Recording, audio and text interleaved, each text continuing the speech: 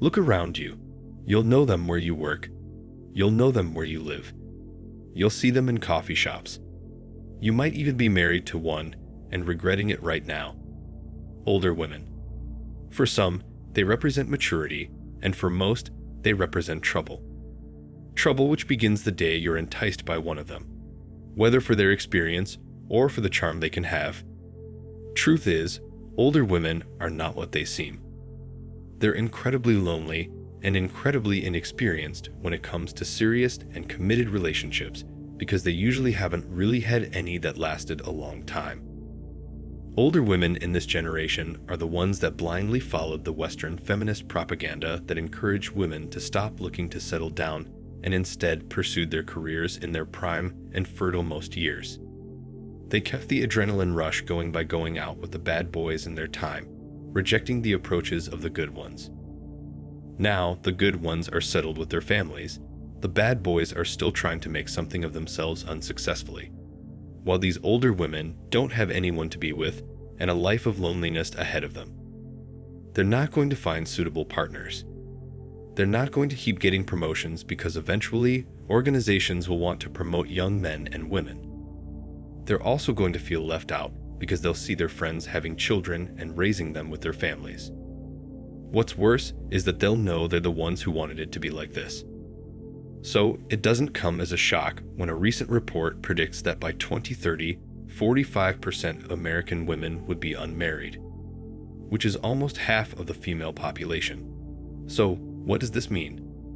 This means that there's going to be a massive change in the way men and women interact with each other and in how relationships and dating previously used to take place. It means that investors are rubbing their hands together with joy because they are certain of their next investment, particularly boxed wines and cat toys. It also means that since there are going to be a lot of single women, more and more guys will have their chance at dating these older women. But for women, the dating pool will also not be as big as usual because of men going their own way.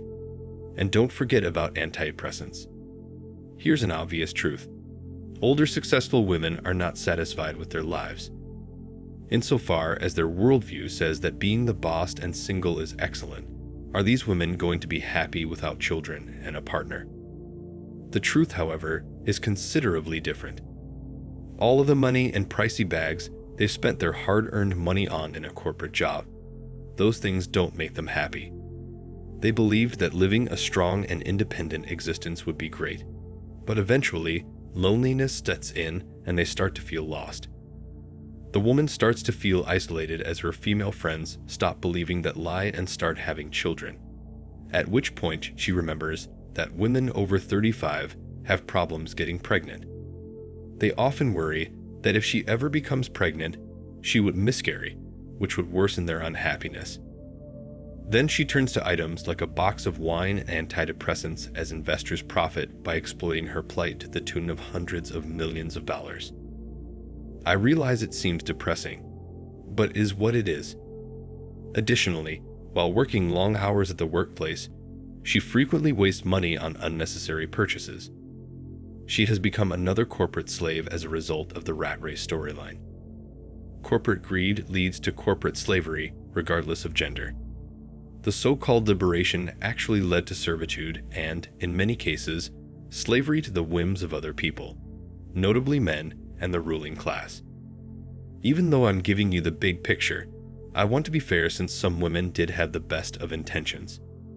In China, women who choose their careers over relationships and marriage are chastised for doing so, and the government actively promotes this behavior in an effort to change their minds. Am I promoting these drastic actions? Not at all. Men like to spend time with and even live with their siblings since they are finding it difficult to locate devoted women these days. They're going to different countries in order to search for women who hold more traditional and feminine values, who know how to respect the sanctity of marriage, and who know what their roles are in society. Men are motivated to become better people and hold each other accountable in a manly environment. That is the real power. And it is also the reason why you should take care of your network before dating and planting your seed. Although many men neglect their friends in favor of a girl, they have since learned their lesson and are more conscious of their interactions with other men. However, a lot of women find themselves living the single woman lifestyle for so long that they don't even aware they don't have anybody to cry on. Modern older women use dating apps to find young men. As a result, they frequently use dating apps to locate a Prince Charming who can provide them with everything they've ever desired. If you've ever used a dating app, I'm sure you've run into them. They frequently have the same pattern and can have a lot of victims. They can all use that time to get to know themselves better, get some self-reflection done, and think about their life and future and how they can better it. Instead, these women just want to have fun, dance around in clubs, and get intimate with good-looking young men with no future. But they soon come to the realization that it wasn't really worth it. The woman now understands that she just wanted a nice person because all the thirsty guys she was attracted to were not faithful, and they didn't have a stable future. So now, they start to look for the good guys whom they used to reject because they weren't rocking tattoos or heavy bikes at that time.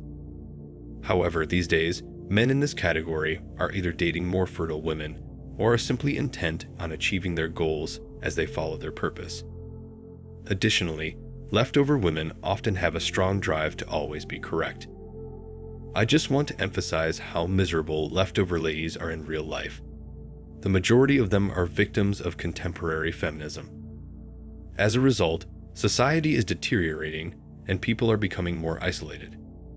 If you are aware of your surroundings, it's easy to realize that the establishment wants sad individuals, especially men and women, in constant confrontations with each other. Sadly, getting married doesn't seem like a good idea, and the majority of guys would rather wait till this chaos is over. It is a sane and reasonable course of action. Until men get over their drive to bust and spread their seed, women will always be able to survive on the sacrifices, resources, and protection of men. Men can only do it to stop women from using them as a means of survival. Since equality is the norm, men no longer need to protect women. Most males would have to quit protecting women in the future, acquire control of their salami, put their wallets away, and allow the government to handle their affairs. This means that women have always been protected, right from the very beginning of mankind and up to now. They have always been cared for, supported, and provided with environments to deliver and nurture babies and raise them up. Men have always put their lives on the line for women. This alone explains why women have been able to live and adapt to the point where they outnumber humans, and is the reason why the slogan, "Women and Children First," exists. Am I saying that's unacceptable? Not at all. But times have changed, and today equality is the new normal in our culture. Men no longer need to protect women because the government is there to protect them. We are also no longer required to provide long-term resources since women can go out and buy their own food, get the house fixed, buy their own vehicles, and completely support themselves, including paying for medical expenses, insurance, and utility charges and fees. But you know what? Most women don't like these conditions, even if they talk about equality.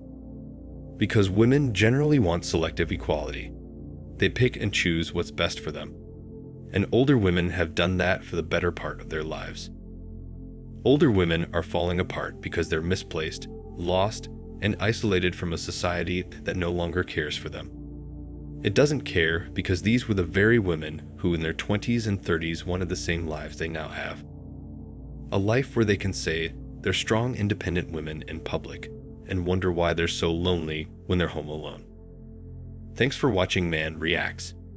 Show us your love and support by liking this video, sharing it with your friends, and subscribing to the channel. And let us know your thoughts on this in the comments. We're always up for a healthy debate and discussion.